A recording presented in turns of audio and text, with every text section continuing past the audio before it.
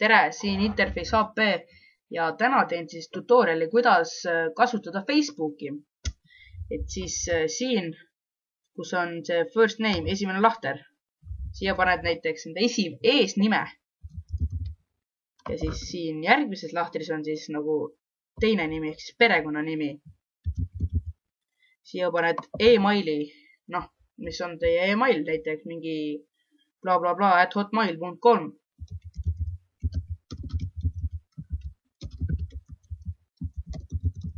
Ja siis siia järgmisesse lahtrisse tuleb jälle sama email panna, sest see on nagu kinnitus.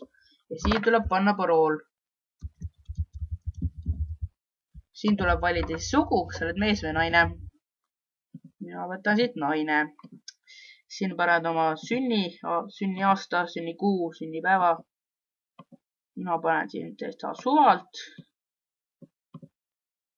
Ja siis vajutad siia ilusale rohelisele nupukesele. Oi, mis ta nüüd tegi? Miks? Mis seal viga on? Kuradi Facebook! Fuck! Vihkan siit kuradi!